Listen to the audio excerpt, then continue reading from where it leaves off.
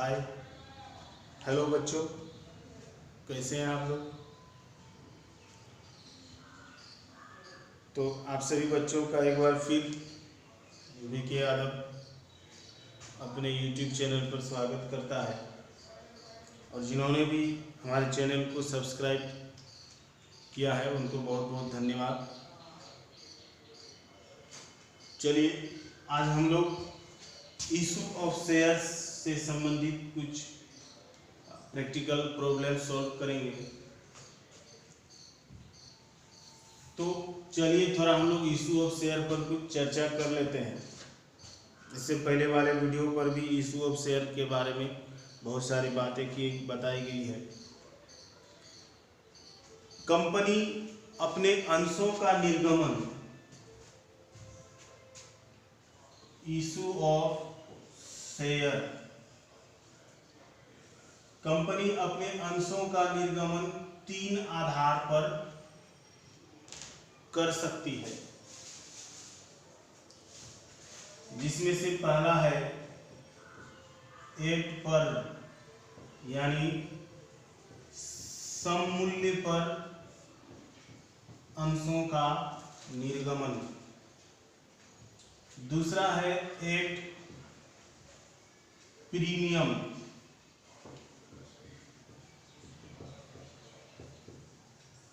अधिमूल्य पर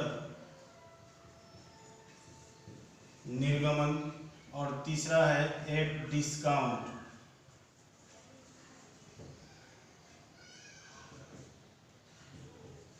छूट या कटौती पर निर्गमन। चूंकि हम लोग देखे हैं, जानते हैं कि अंशों का मूल्य सामान्यतः 1 रुपया हो सकता है, 10 रुपया हो सकता है, 20 रुपया, 50 रुपया, 100 रुपये जनरली इसी तरह अंशों का वैल्यू होता है।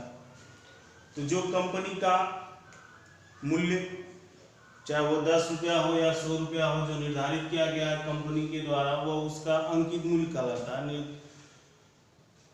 लिस्ट प्राइस कहलाता है। तो जब कंपनी सपोज मान लीजिए कि 10 का शेयर है, 10 रुपये का शेयर है, तो जब कंपनी अपने 10 रुपये के शेयर को 10 रुपया में ही इशू करेगा तो ये कहलाएगा सममूल्य पर निर्गमन। इसको हम बोलते हैं क्या, सेम मूल्य पर, सेम प्राइस पर निर्गमन। मतलब कि 10 का शेयर है, 10 रुपये में इसको जारी किया जाएगा तो वो कहलाएगा सममूल्य पर निर्गमन। दूसरा है प्रीमियम।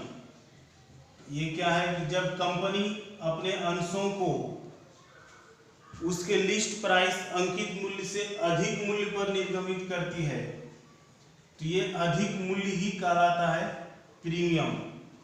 जैसे कंपनी अपने 10 रुपये के शेयर को 13 रुपये में इशू किया तो ये जो 3 रुपया एक्स्ट्रा लिया, यही 3 रुपये कहलाएगा प्रीमियम। और इसको हम लोग बोलेंगे प्रीमियम पर अंशों का निर्गमन। तो सममूल्य 8 पर यानी सेम मूल्य, 10 का 10 में बेचना, प्रीमियम यानी 10 का 12 में बेचना, 13 में बेचना, 15 में बेचना, उसके अंकित मूल्य से अधिक मूल्य पर बेचना। समझ में आ रहा है बच्चे लोग? चलिए बहुत अच्छा। उसके बाद तीसरा है डिस्काउंट, कटौती पर निर्गमन। तो जब कंपनी अपने अंशों को उसके अंकित मूल्य से कम मूल्य पर निर्गमित करती है तो ये कहलाएगा डिस्काउंट पर निर्गमन। जैसे 10 का शेयर है, उसको 9 रुपये में बेचा तो 1 रुपया यहाँ पर क्या हुआ, डिस्काउंट हुआ। तो पहले तो कंपनी अपने अंशों को ये तीनों आधार पर जारी कर सकता था, निर्गमित कर सकता था। लेकिन जब कंपनी अधिनियम 2013 संशोधित पारित हुआ, लागू किया गया, कंपनी एक्ट 2013 रिवाइज्ड जब से लागू किया गया तो ये तीसरा जो है डिस्काउंट पर निर्गमन, इस पर रोक लगा दिया गया है। अभी ये दोनों आधार पर निर्गमन होता है। ये रोक कैसा है, तो according to company act 2013 under section 53 company अधिनियम 2013 के धारा 53 के अनुसार कंपनी अपने अंशों को कटौती पर निर्गमित नहीं कर सकती है, कटौती डिस्काउंट पर जारी नहीं कर सकती है। परंतु कंपनी अधिनियम 2013 की धारा 54 में कुछ व्यवस्थाएं दी गई है। अगर उस व्यवस्था को फुलफिल करता है तो वह केवल इसी दशा में ही डिस्काउंट पर जारी कर सकता है। और इसमें कुछ विकल्प दिए गए हैं कि जैसे कंपनी अपने एम्प्लॉइज को, डायरेक्टर्स को उनकी सेवाओं के बदले में स्वेट इक्विटी शेयर डिस्काउंट पर इशू कर सकता है, अन्यथा दूसरा विकल्प नहीं है। दूसरा पब्लिक निर्गमन जो है वो डिस्काउंट पर नहीं होता। तो मेनली पब्लिक निर्गमन जो है वो दो ही आधार पर होगा, या तो समूल्य पर होगा या प्रीमियम पर होगा। आज का जो हम लोग का टॉपिक है, क्वेश्चन है, वह है इशू ऑफ शेयर एट पर समूल्य पर निर्गमन। जैसा कि आप लोग यहाँ देख रहे हैं, क्वेश्चन इधर लिखा हुआ है कि x limited issue 10,000 share of ₹10 each eight पर, है ना, समूल्य पर इशू किया। कितना शेयर इशू कर रही है कंपनी? तो 10,000 share at the rate of ₹10 each eight पर, समूल्य पर इशू कर रही है, यानी कंपनी 10 का शेयर 10 रुपए में बेच रही है। राशि किस प्रकार लेना है? तो क्या लिखा है? Payable as ₹3 on application, ₹4 on allotment and the balance on call. यानी ये जो 10 रुपया है ये 3 किस्त में लिया जा रहा है। एप्लीकेशन के साथ 3 रुपए, अलॉटमेंट के साथ 4 रुपए और बाकी जो है वो कॉल के साथ। तो ये जो तीसरा इंस्टॉलमेंट कॉल लिखा है तो उसका नाम हम लोग यहाँ लिखेंगे फर्स्ट एंड फाइनल कॉल। चूंकि तीसरा किस्त में ही राशि पूरा हो जाएगा, 4 3 7, 10 रुपए का शेयर है तो बैलेंस बच गया 3 रुपीज। ये 3 रुपीज जो है फर्स्ट एंड फाइनल कॉल पर लिया जाएगा। आगे है कि all the shares were taken up and all the instalments were duly received. Company के द्वारा जो 10,000 शेयर जारी किया गया वह पूरे 10,000 शेयर जनता द्वारा खरीद लिया गया और सभी किस्तों की राशि प्राप्त हो गई। सो द जर्नल एंट्रीज, उसके लिए जर्नल बनाइए। तो क्वेश्चन प्रॉब्लम आप लोग समझ गए कि कंपनी के द्वारा 10,000 शेयर जारी किया गया है समूल्य पर, जिसका रुपया 3 किस्त में लेना है, उसके लिए हम लोग को जर्नल बनाना है। तो जर्नल बनाने के लिए हम लोग क्या करेंगे? तो सबसे पहले आप जर्नल खींच लीजिए।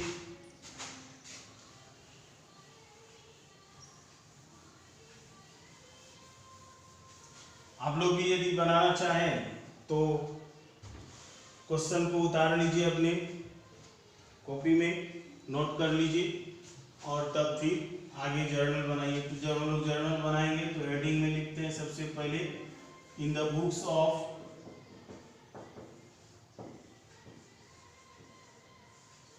जो कंपनी का नाम है एक्स लिमिटेड,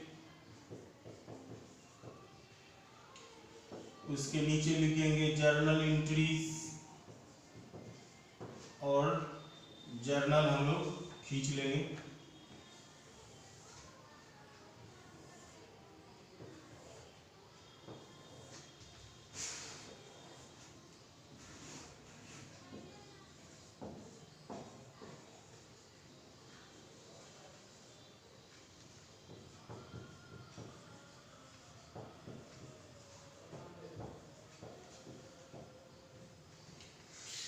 तो इससे पहले वाले वीडियो में भी बताया गया है लेखा करने के लिए कि सबसे पहले हम लोग एप्लीकेशन का लेखा करेंगे, उसके बाद फिर अलॉटमेंट का, उसके बाद फर्स्ट एंड फाइनल कॉल का।